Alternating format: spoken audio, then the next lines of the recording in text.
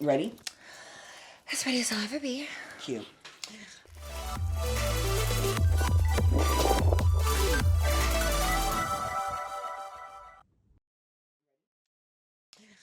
Hi, welcome to Life on Mars. Hi, thank you so much for having me. Do you mind telling us your name, pronouns, where you're from? Hi, everybody. My name is Abigail Parmalee. I'm known professionally as Abigail Beverly Hillz from the House of Beverly Hills. And I'm originally from a small town in Illinois called Dunlap, Illinois, where the cows and chickens outnumber the people. I currently reside in Palm Springs, California. And my pronouns are PayPal, Cash App, and Venmo. And we will get those links in here, all over the show, all in the captions. Yes. I actually grew up in Joshua Tree, so I do know all of the old gays. I love them. You know the area, and it's so beautiful. You grew up in a small town. Would you mind telling us, like, kind of about your growing up, your gender journey, as they say, all of those fun things? Totally. So, I mean, growing up was definitely an interesting experience. I grew up outside of Peoria, Illinois, which is like a little bit of a bigger city. I grew up in a very religious household. I was raised Catholic. I went to a private Catholic school until I was a sophomore in high school. I kind of was just a very sheltered kid. For me, with my identity and my gender, it's very complicated because I'm an intersex person, but I actually didn't know I was intersex until I was in my mid-teens. This is actually after I had began transitioning from male to female. I ended up officially coming out as trans actually when I was 10 years old, and I ended up going through some mental health therapy for a couple years, and then I really couldn't take it anymore. And when I was about 14, I started growing my hair out, and I got my ears pierced, and I started wearing makeup. But the problem was I was a freshman in high school at a Catholic high school, and and so it got to the point where like I just kept getting all these dress code infractions, and I just like, Mom and Dad, please let me go. You know what I mean? And then they finally allowed me to go to the public high school, and I guess the rest is history. I came out through giving a speech in front of my entire high school, actually, with the Transmascs. We came out together. Really? Oh. Yes, Leo Martin, if you happen Leo. to watch this. Oh my God, it's literally been like a decade. It's insane. But yeah. I was thinking, I did the same thing where I went to the boys' side when I was supposed to do the girls' side. Yeah. And I wish so badly, like, I would have gone to school with another person who did the opposite. So then we wouldn't have felt so alone, you know? Yeah. Did you have that with Leo? Leo and I were a part of the Gay Straight Alliance at our high school, and I joined, and like I was on the board, and our president at the time, I believe her name was Ella Dancy. Ella, if you're out there.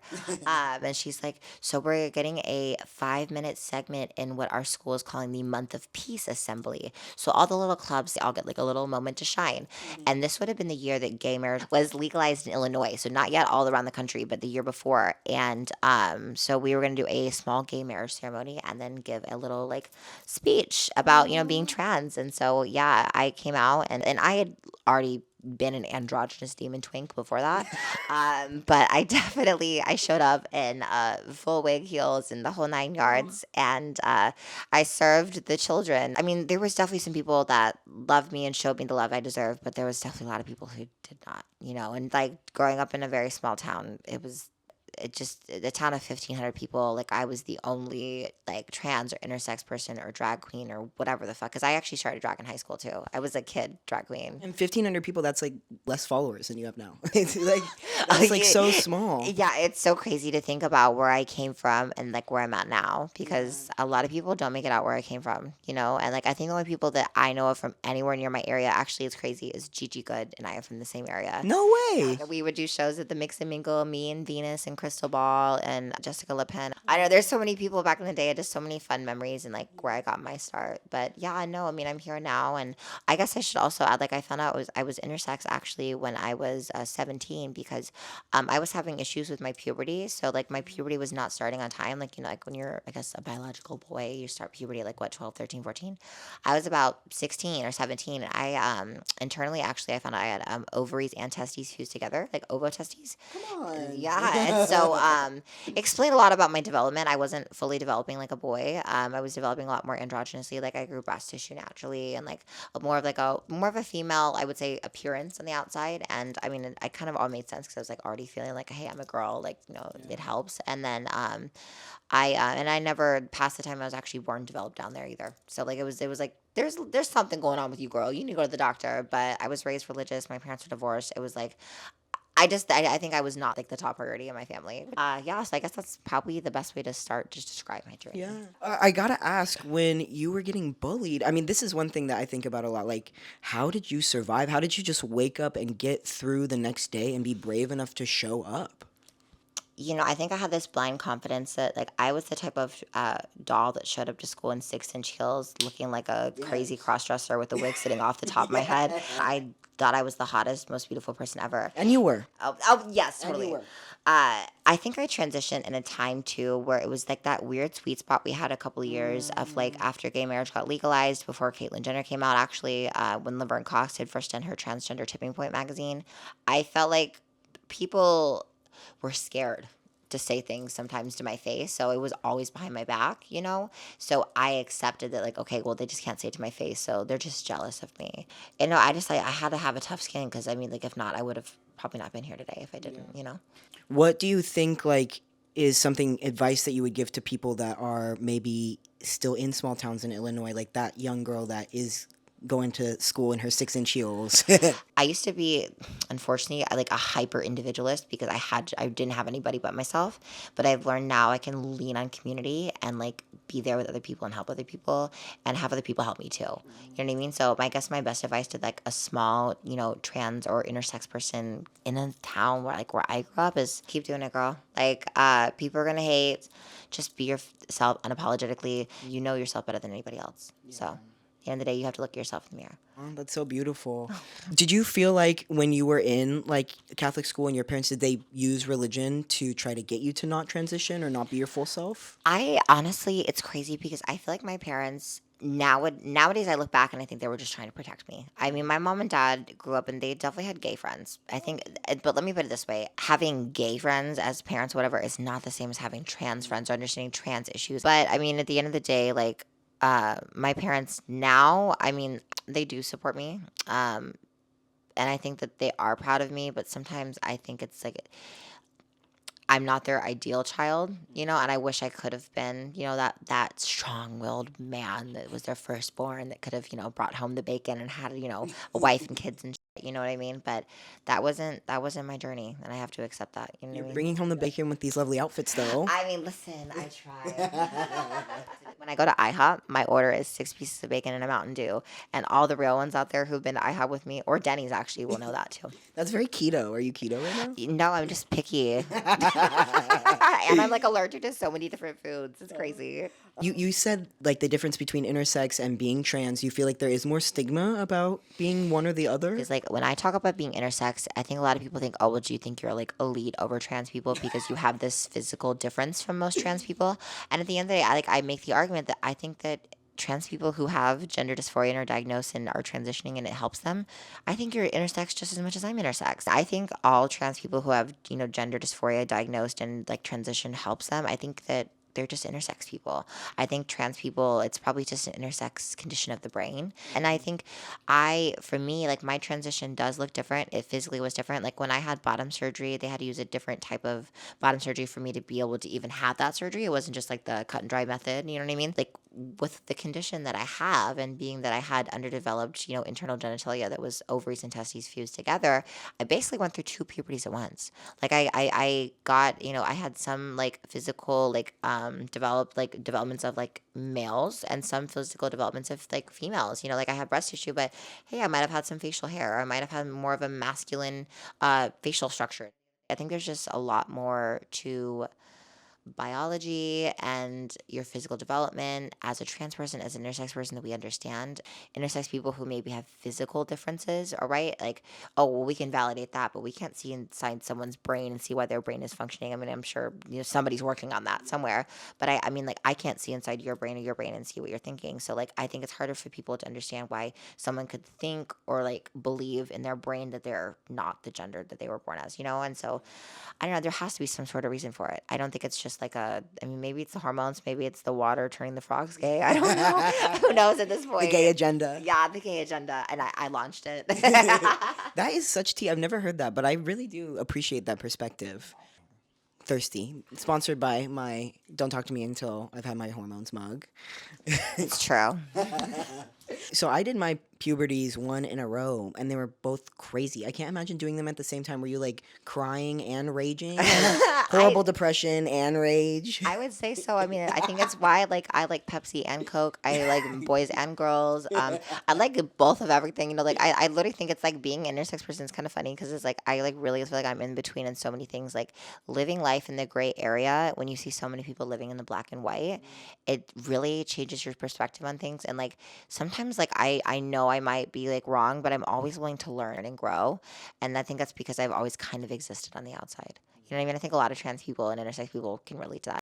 What would you say is your favorite thing about having the intersex experience or the trans femme experience? You know, I think for me, the best part about it is I kind of just get to craft and mold myself to look and be the way that I am. You know, like there's really no rule book for someone like myself, you know, and I think that there's actually, I believe, over 30 different types of intersex conditions. Oh my god. So, yeah, people can be born in a wide variety of different ways, and intersex people make up 2% of the population, actually. The same amount as redheads or people, I think, with, green eyes or something like that. I think too. It's like it's something like that. The intersex people are so common, but a lot of people either they don't know they're intersex, or it's something that like gets swept under the rug by their parents.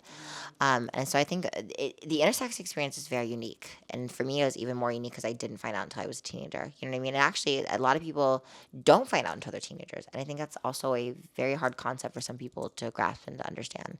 You know, and like we're still learning every day, and I'm still learning every day about my intersex condition, like my development, and like you know talking with doctors and when I'm trying to manage my hormones after I've had bottom surgery, which is a totally different ballpark now too. There's just so many physical aspects to who I am that I actually appreciate. Like I actually appreciate being different. I think it's okay to be different, you know. Like why would I want to be the same as everybody else? I wouldn't want to be boring. The intersex experience is so interesting to like me as a trans person because I do feel like if sexuality is a spectrum, gender must be a spectrum, and I think a lot about how beneficial it would be for like just my dad to get his hormones tested, like for people to just have that as a regular part of their like general doctor visits is to figure these things out from an early age. It would help so many people. Yeah, I really think it would be so beneficial, like if we because I mean again, I was born in the late '90s, you know, obviously early 2000s when like there's a in that time like gender and sexuality were not talked about really at all. You know, what I mean, it was very like low key issues, and so like there probably wasn't too much known about even my particular intersex condition. You know, but I really would appreciate if there was more of a conversation about intersex people. And what I love about my job that I work at now at the Trans Health and Wellness Center in Palm Springs is we are the Transgender Health and Wellness Center, but we advertise that we help TGI for trans, gender diverse, and intersex people. So we really like to help like a lot of different types of people within the trans community because I mean I think at the end of the day we all are you know outside of the gender norm. So you know we function differently, and I actually think it would be so nice if you know people are questioning their gender or they're questioning their physical makeup that they have the tools to be able to research and find out what the hell's going on. Okay, well, we are going to take a quick break and we'll be right back.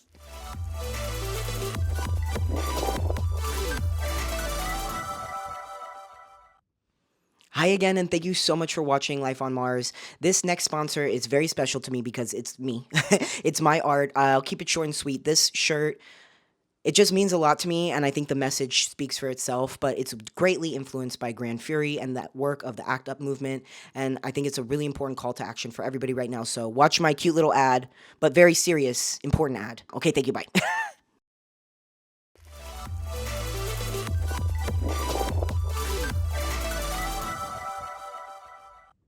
Welcome back. Thank you so much for watching this far. This is the Life on Mars show. We have Hi everybody, it's Abigail Beverly Hillz here. Yay! And we have been talking about your life. Thank you so much for sharing so vulnerably with us. We were talking about kind of your childhood and how you've come to where you are, and now you're such an important part of the community, especially in Palm Springs. You're a community leader in the drag scene. I wanted to know how it's kind of felt taking on that role as somebody that a lot of young trans women look up to. I really wouldn't be who I am today without my sister Tegan. She is the person who really gave me the first guidance that I had with anything within my life as a woman, and like getting access to the gender affirming care that I've received and everything like that. So what I get to do now with my job is help, I help trans people with their name and gender changes, with a lot of their legal stuff. I get to be a representative for them too, like the courthouse and all that kind of stuff. I get to help them navigate like health education, housing, financial assistance. Like, there's so many things I get to do that I love seeing trans, gender diverse, intersex people with a smile on their face. So we filmed this on March 1st. If any like crazy things happen in the news since then that we haven't talked about, just want to preface that. Do you have any like good information or advice for people that are like seeking housing or resources here in Los Angeles or Palm Springs or California? The terrible part for me is that like I know firsthand now, having done well over 50 different name and gender changes at this point, how disheartening it is to have any sort of setback with that process, let alone like be at a point in your journey as a trans or an intersex person and know who you are is who you are 100%, but you need that paperwork to validate legally who you are. When you're going to a bar, when you're going in the airport, there's so many places you might need an ID, and your ID describes who you are, and it keeps you safe sometimes too. For me, like, I know I look like a crazy drag showgirl right now, but like in my day-to-day life, I like to blend in. I don't like to say pass, because I think passing, what am I passing as? I just am who I am. But I think it's important for me to know how to blend in certain situations, and having that documentation has helped me. And the fact that Trump and his cronies basically want to make it that like, oh well, we can identify who's trans and who's not, because we can change their documents back like this. It scares the out of me. But the positive I have for anybody in California right now is you can still get your driver's license changed, your state ID changed, and your birth certificate changed. I can't speak for federal documents though. That is something, unfortunately, that is in limbo. And I know, especially for LA, and I know for Palm Springs too, if you are somebody that's fleeing from like a different state, there is a lot of resources for unhoused trans folks and queer folks in general. So I don't know a ton, but I do know that that is the great thing about living in Southern California, at least. Yes, and if you are in the San Diego, Riverside, or Palm Springs areas, we do have resources at the Transgender Health and Wellness Center. You feel free to call us anytime. I am the lead community health advisor, so I run the program. I'm here to help anybody who has any questions, who needs any guidance. There's so many different things that like through what I'm doing now, I think I didn't even know were like possible, and it's so beautiful that like it's so nice that I live in a city in a state that while Palm Springs is a gay boy city, there are at least some like resources for trans and intersex and gender diverse people, and I love it. Yeah. Yay. Well, definitely. We will put all the information so people can reach out. But aside from your organizing and community work for trans folks, you're a huge part of the drag community. How has it been being a trans intersex drag queen? It's kind of been interesting because I feel like the drag scene was a lot pioneered by trans women, especially trans women of color, um, you know, years and years and years and years and years ago, and I feel like nowadays it's kind of unfortunate. I don't feel like trans people and people who are not cis gay men get enough accurate representation within drag media and the drag scene. Like LA is better. I mean, I see there's a lot of like trans shows, and there's like trans strip shows. There's so many amazing things in here happening in LA, but out into the Inland Empire and the desert, there's not as much. I mean, I'll be honest, as far as I know, I am the only active trans or intersex performer in Palm Springs now. We had another trans woman named Epiphany Callie who lived there for a while. She moved here to LA actually. But it's weird because most dressing rooms I'm in, I am the only person like me in the dressing room, and it sucks because whenever I get to perform with other trans women, it's always such a kiki in the dressing room. It's always so fun, and I know whenever I get to host shows, I try to book as many trans people as possible because we do it better. I'm sorry. I mean, like, I don't want to toot my own horn or anything, but I did happen to make most of what I'm wearing, and I mean, This stoning? It's covered in stones. That is And stunning. the guy that I've been seeing right now actually soldered these earrings for me. So Soldered. Come on, yeah, Butch Queen. listen. These trans boys look at you together. T Well, for T, baby. T for T. That brings me so easily to the next question. You are T for T. When was your first T for T relationship? So when I was, I think a junior or senior in high school, there was a trans boy that I had actually met on Tinder. It was by chance. Like I didn't know he was trans at first, and I mean at the time, y'all could tell I was a little something, but I didn't know. And like then he told me like as we were later on having a conversation, he like was nervous to tell me because he thought that I would like be scared off by that. And I was like, no. And at the time, I had never thought about dating another trans person, but like I was like, sure, why not?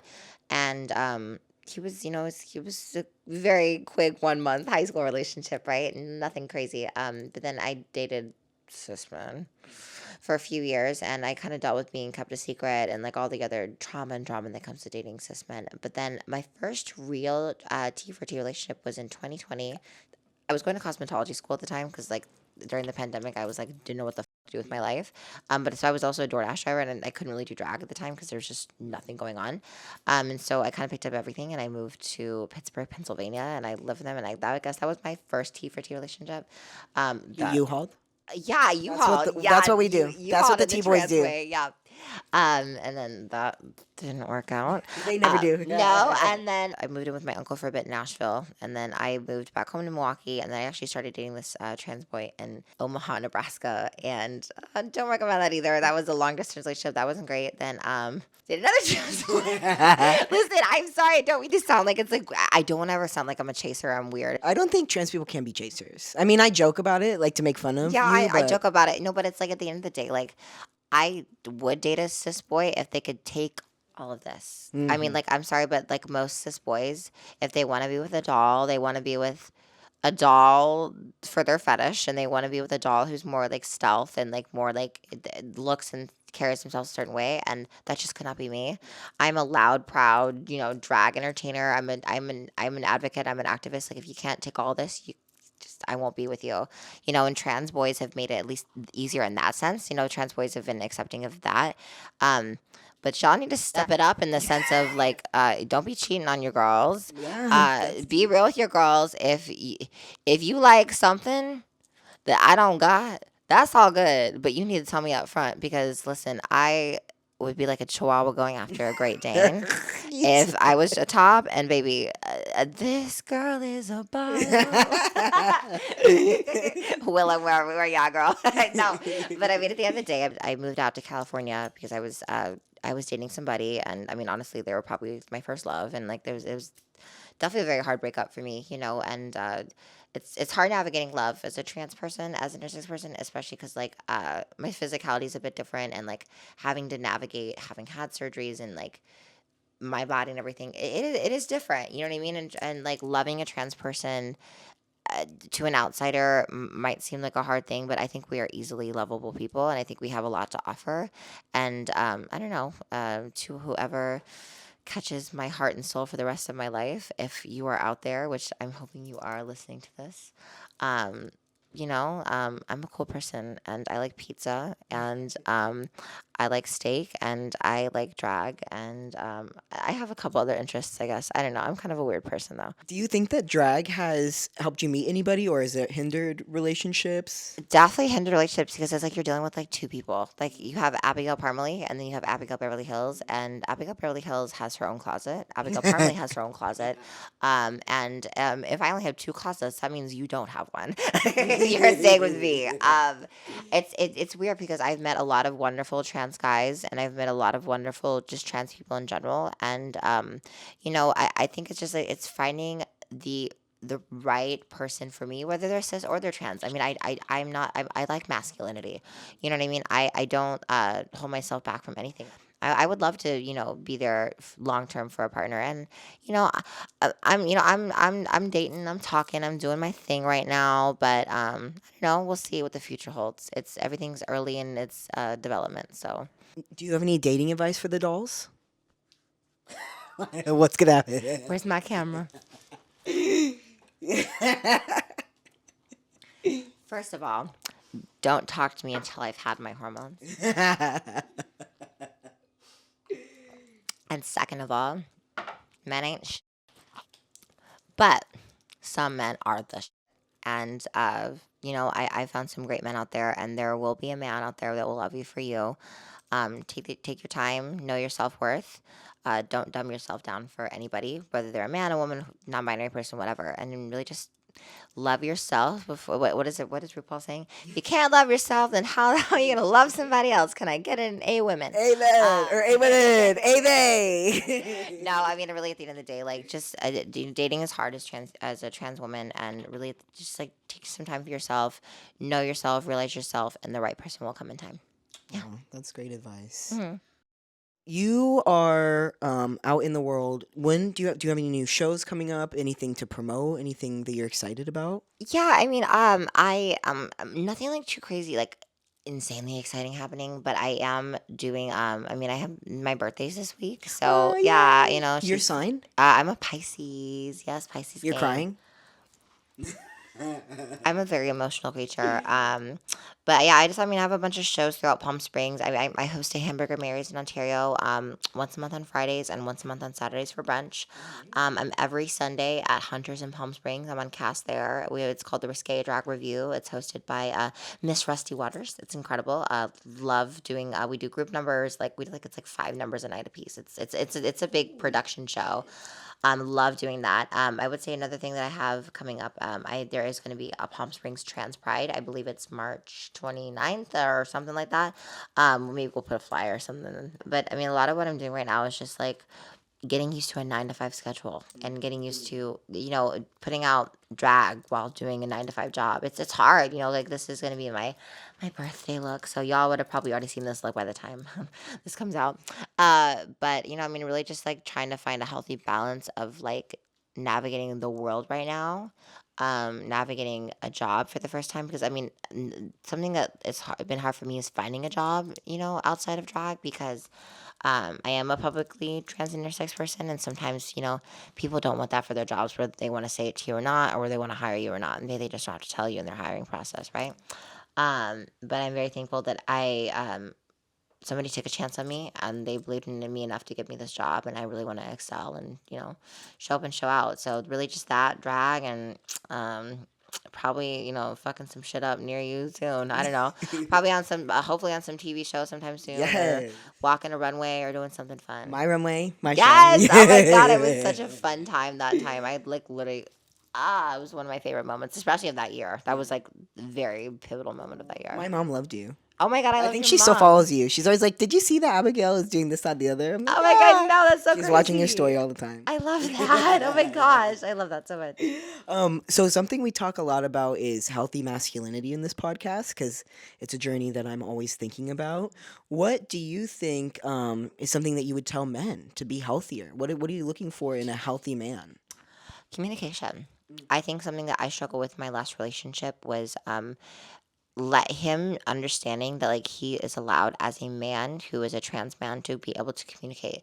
I think a lot of trans men think that when they transition they have to leave behind any of their femininity or anything that they've learned when they were socialized as a woman if they lived that way. I always say as a person too, like I lived the first 14 years of my life socialized as a boy. I take what I learned from that and I mold it into the woman that I am today.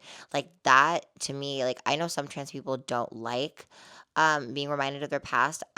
For me, it's different. I've accepted that part of me. That part of me will always be with me. Like I'm not scared of my old name anymore. Like there's certain things about me that I've just learned to love and accept regardless. And that's my best advice to anybody. But to men, really, it's just like I think men really could work on their communication with women and other people. I think men should be allowed to cry. Men should be allowed to be emotional.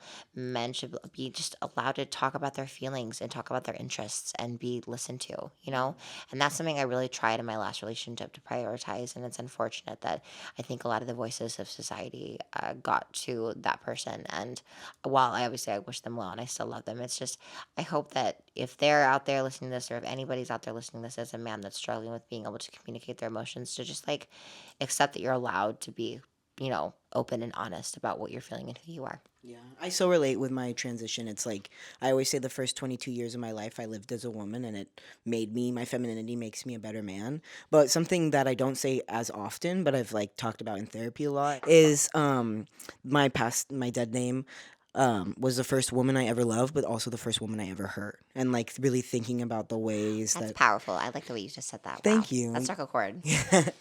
But yeah, I always think about that when I'm thinking about how am I embodying, my gender these days. And I think trans people just have such an interesting perspective on masculinity. And women already do too much to tell men how to be better men. So thank you for that additional labor. Yeah, I mean, I really just like at the end of the day, like I accept that there are problems that men face that I probably don't understand as a woman. I mean, obviously, I mean, listen, I was assigned my gender at birth, but I obviously failed that assignment.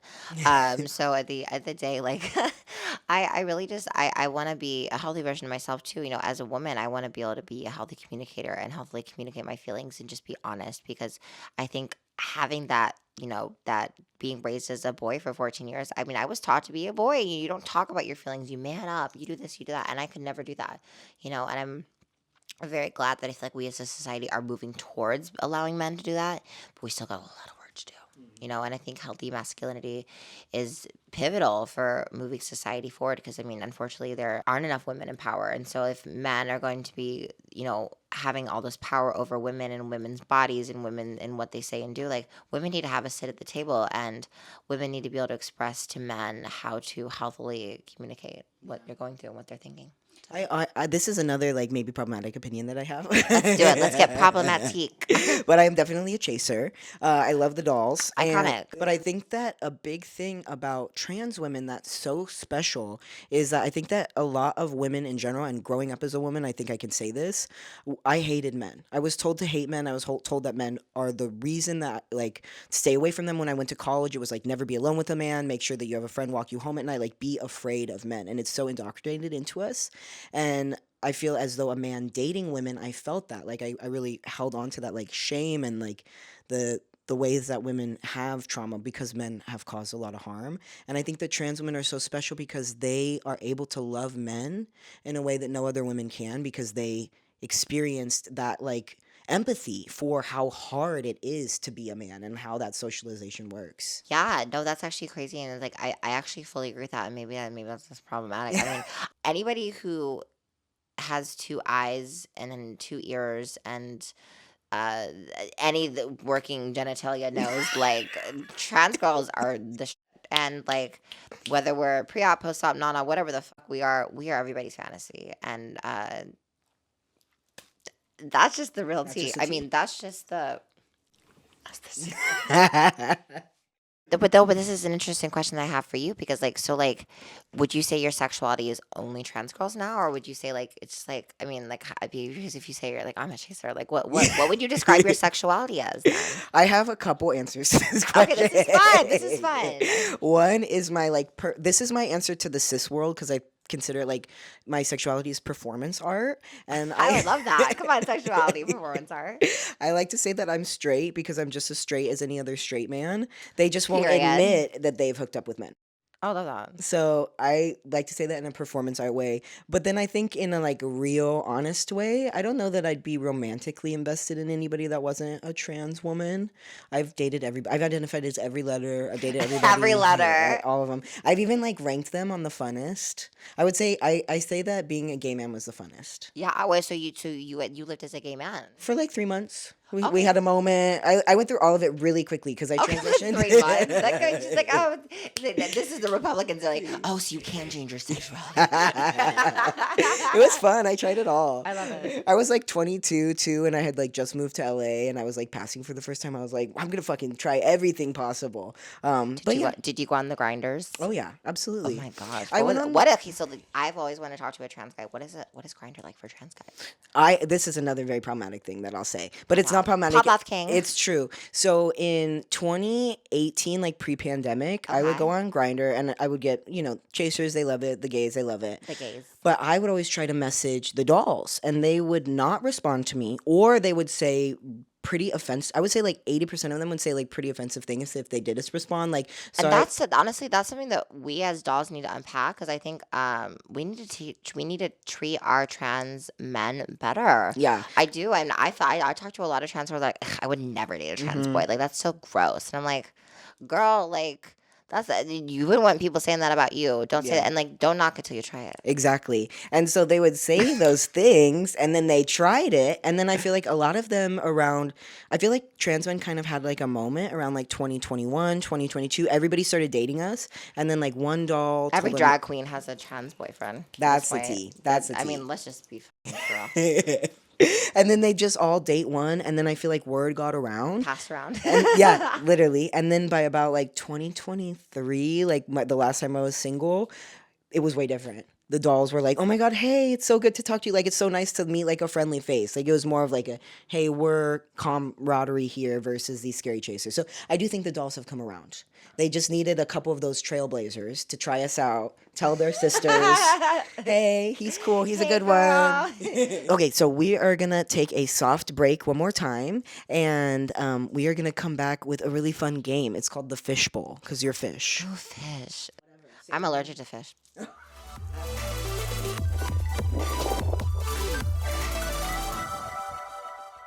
Hey, thanks so much for watching Life on Mars. This episode is sponsored by the beautiful candles that have been on my table next to me. Catone candles are all handmade. The Black Joy collection for the third year just got released with scents called Love, Family, Community. They literally smell so amazing in your home. They're all handcrafted. Definitely suggest checking out Catone and purchasing a lovely candle. Thanks so much for watching. We're going to be right back with an amazing game. Okay, bye.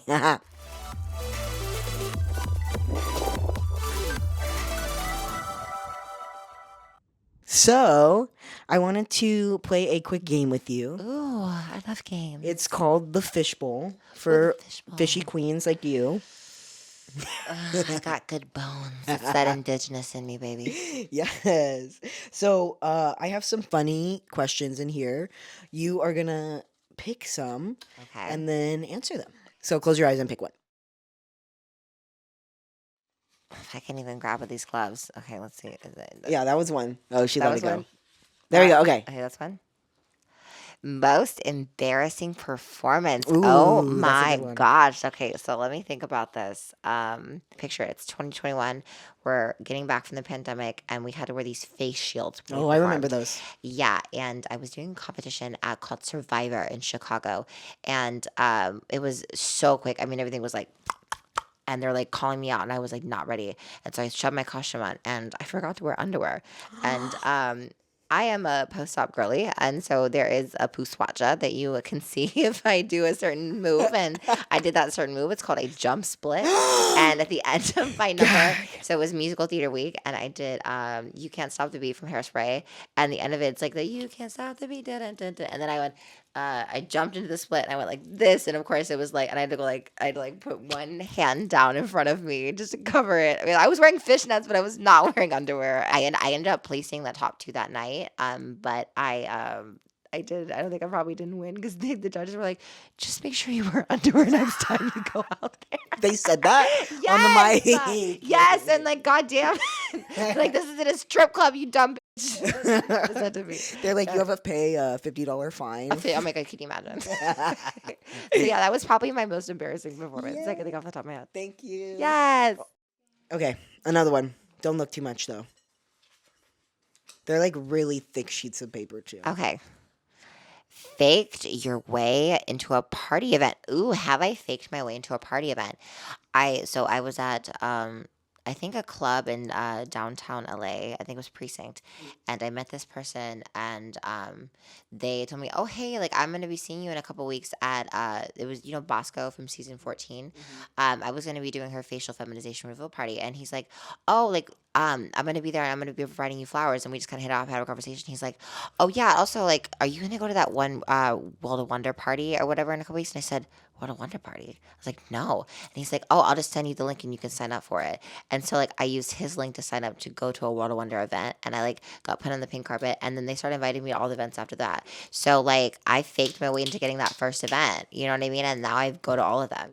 I think that's the only time I've ever faked my way into a party or event. Yeah, I off the top love of my head. I love that. That's totally how I've been so successful in LA, is just like been the bitch that will show up when somebody flaked out, like with no ego, like sure I'll be there, like walk Yeah. follow, like I don't care. I love that attitude. And you never know who you're gonna meet when you're out and about. I mean, I've met some of the coolest people. I mean, like I met Frankie Grande and Jonathan Bennett and Daniel Francesi. I mean, from Mean Girls, like you know what I mean. Like and like Mean Girls is my absolute favorite movie of all time. So it's just because I put myself out there and I said, okay, well, Abigail Beverly Hillz, you are good enough to be there. And like the voices in your head that tell you that you're not, or people that think that like, oh, why is she here? I got my way in here, and I demand respect. That's something I always about me is that anybody who knows me knows.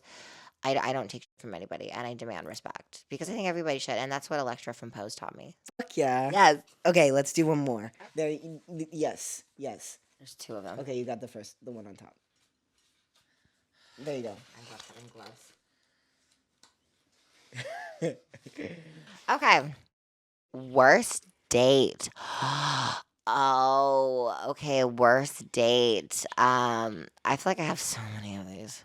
But like I remember one time I was very desperate for love as an 18-year-old attorney, and I was in college, and I was on Grinder at the time, and there's this cis boy that had messaged me, and he had lived in my like the dorm that I lived in. And he was like, "Hey, we should like go get some food sometime," and I'm like, "Oh, I'd be down," and like I sat and I listened to him for like an hour talk about this like weird anime like fetish like porn he was into, and I'm like, okay. And it was very much just about like he like really was into the dolls for being like a pre-op doll, and he wanted that experience, and he was like basically at the end of the day begging me to go up to his dorm and top him, and I said, my shit don't work like that, and no. Last one. Make it count. There you go. Most awkward fan interaction. There was a person I met at DragCon who very much could tell that they live, laugh, love for Miss Abigail Beverly Hills. But I was very much working somebody's booth, and I'm like, girl, I cannot talk to you. Like, please, like, go, like, find somebody else to talk to. And they were, like, telling me about how, like, this Drag Race queen made me this outfit. And I'm like, oh, that's amazing. And then they wanted to go on and on about the Drag Race girls they love. And I think it's just because, like, I could tell they're very, like, they're just a Drag Race fan. They're not a drag fan. And I like, for me, like I know like a lot of girls who've been on Drag Race, but it's because I've known them as drag queens beforehand. And I don't look as Drag Race queens as like celebrities. I look at them as like my coworkers most of the time. So when they're like, oh my God, like I'm just so obsessed with this queen. And I was just like, yeah, they're really nice. They're cool people, cool person. You know what I mean? I'm not going to be like, oh my God, like I want to fucking kiss the ground they walk on. You know what I mean? Oh my God, I want to like service them or something. Like this person literally was like on the level of like, would probably like like s- them off in the middle of the street. Like they Drag fucking Race fans are like that. the Drag Race fans are wild. It's crazy. Wild, yeah. That's fun. And so, hey to whoever that is. Hey, I'm sorry. You might know who you are. I'm sorry. You're probably a really sweet person, but I'm like, that was awkward. Sorry, that was like awkward. Well, thank you so much for playing my fun game. Yes, thank you for having me for the fishbowl. The Okay, I love fishbowl. it. Will you give us a little bit of a rundown of like where we can find you online, Yes, websites, all the totally. fun? Yeah, you can find me on Christian Mingle and Farmers Only. No, you can find me on Instagram at Abigail B Hills with a Z on the end, just like my mother. And you can find me on Facebook under the same. You can find anything for me to contract through my job if you would like any of the resources that I offer my job at trans.health. Yeah, I mean that's really I guess it. Well, thank you so much for watching. Yay. Next time on Life on Mars. I've always wanted to do that. That's something my mom always taught me, was that you'll know who your real friends are. After all that crying, we're also going to get a little spicy. Wow, like the dwarf and he's gay and like, you know, and I'm like, I own it. I f***ing own it. So if you're going to come back with anything, I'm going to be like, are you the one with the problem, bro? This is truly the wholesome moment that you want. Yeah. I love Michael, aka King Dwarf, and you do not want to miss this episode. See you soon.